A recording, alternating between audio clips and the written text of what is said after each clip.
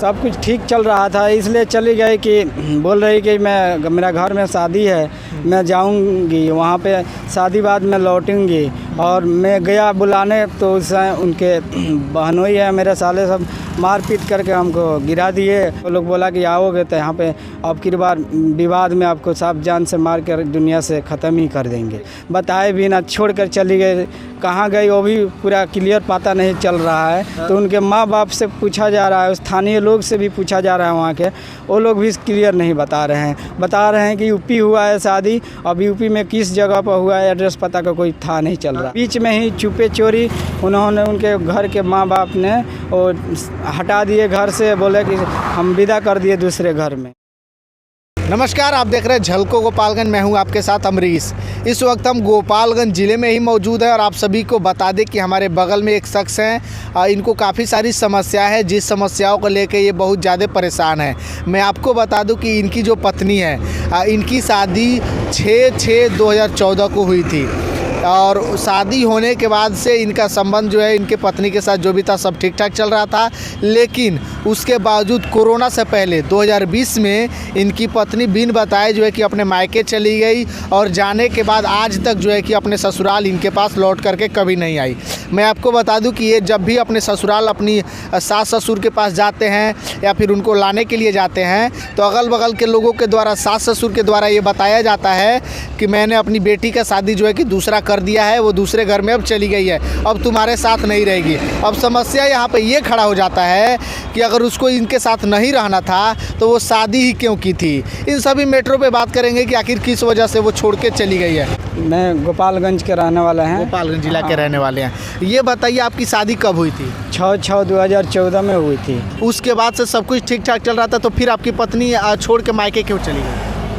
सब कुछ ठीक चल रहा था, इसलिए चली गई कि बोल रही कि मेरा घर में शादी है, मैं जाऊंगी वहाँ पे, शादी बाद में लौटूंगी। और मैं गया बुलाने तो उस उनके बहनोई है मेरे साले, सब मार पीट करके हमको गिरा दिए। और फिर बीच में नहीं गए और बाद में हम आए बुलाने के लिए, फ़ोन पर बात हुआ जब आएंगे बुलाने के लिए ज़रूर। तो वो लोग आते थे, घर आते जाते रहते थे, तो वहाँ पे जाने तो वहाँ पे वो लोग बोला कि आओगे तो यहाँ पे अब की बार विवाद में आपको साफ जान से मार कर दुनिया से ख़त्म ही कर देंगे। ये बात कौन बोला था जान से बात? ये उसके भाई बोले थे सब। आपके साले? नहीं, हाँ साले बोले थे सब।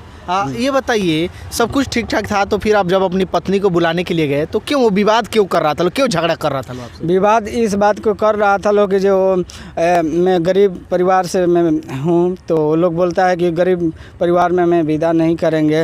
अब वहाँ पे जाती है तो झगड़ा हो जाता है। तो झगड़ा तो खैर हमारे घर, आपके सामने वाला घर, किसी के घर में भी होता है, थोड़ा बहुत सबके घर वो होता है। लेकिन वो सब स्थितियाँ को थोड़ा वो सब सुधार करके हम समझौता से कोई भी समस्या दूर किया जा सकता था। ये नहीं कि बेरहमी तरीक़ा से मुझे बताए भी ना, छोड़ कर चली गई। कहाँ गई वो भी पूरा क्लियर पता नहीं चल रहा है। तो उनके माँ बाप से पूछा जा रहा है, स्थानीय लोग से भी पूछा जा रहा है वहाँ के, वो लोग भी क्लियर नहीं बता रहे हैं। बता रहे हैं कि यूपी हुआ है शादी, अब यूपी में किस जगह पर हुआ है एड्रेस पता का कोई था नहीं चल रहा है। कैसे पता चला कि उसकी शादी हो गई? कौन लोग बताए? उनके स्थानीय गाँव वाले लोग बता रहे थे। मेरे गाँव से जाकर पूछे वहाँ पे, तो वो लोग भी कह रहे थे कि जो उसका शादी हो गया है। कुछ लोग कमेंट कर रहे हैं कि नहीं, उसका भी शादी नहीं हुआ है, किसी उसके बहन के घर गई है। ऐसे मतलब गुमराह कर रहा है लोग।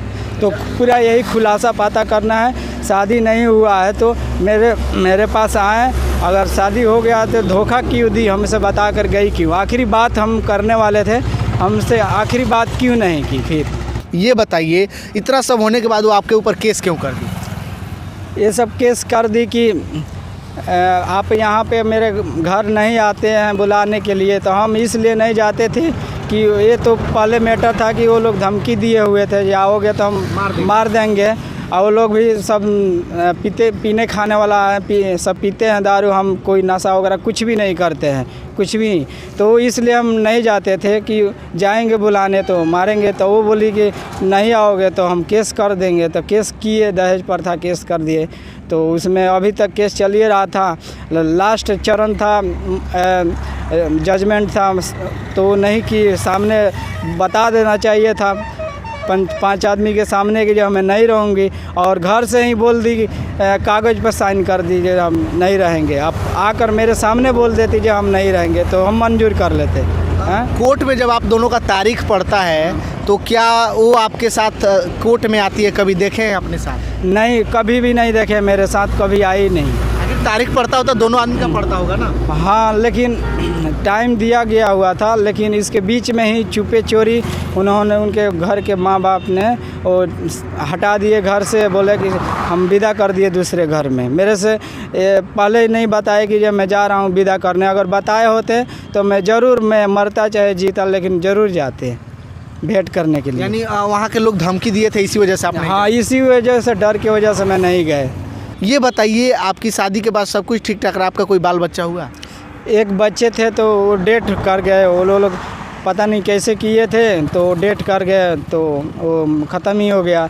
उसके बाद से मेरा सपना था कि ठीक है ये ख़त्म हो गया तो नेक्स्ट टाइम भी हम बच्चे हम कर सकते थे, पैदा कर सकते थे, अपना जीवन यापन कर सकते थे खुशी में। फर्स्ट हैप्पी एज मैरिज को हमको खुशी, पहली जीवन का पहली खुशी वो लोग छिनवा करके दूसरे जगह हटा दिए। वो भी कोई पता करना है मेरे से बात क्यों नहीं की, आखिरी मुलाकात क्यों नहीं की, बस। आपके सास ससुर से, आपके साले से, आपके पत्नी से अभी इस वक्त किसी से विचारों में किसी से कभी बात होता है? हाँ, एक उनके बहन है जो साली है, वो उनसे बात होता है तो वो बोली कि उसके जो है लड़की है वो आपके लिए बहुत रो रही थी, वो जाने के तैयार नहीं थी, तो उसके मम्मी पिता के दबाव में, जबरन दबाव में उन्होंने चली गई कि नहीं गई, उसके आत्मा वो जानती है, उसका आत्मा जानता है। वो बताएगी कि मैं अपने से खुद के की है शादी या मम्मी पापा के दबाव में की है। इस सब को लेकर के आप पुलिस कंप्लेन नहीं किए थे? तो इस तरह के मामले में मैं सूचना दिए थे तो वो लोग कोई कार्रवाई नहीं हो रहा था। बोले कि जो ठीक है कोई बात नहीं होगा, आप जाओ घर जाओ। तो मैं कुछ ऐसे में रहते थे, कहीं दोबारा फिर उन लोग के घर में चाहे थाने नहीं जाते थे कहीं। अभी आप जो है कि क्या चाहते हैं पुलिस प्रशासन से, लोगों से क्या चाहते हैं कि आपकी पत्नी वापस आए, आप उसको छोड़ना चाहते हैं?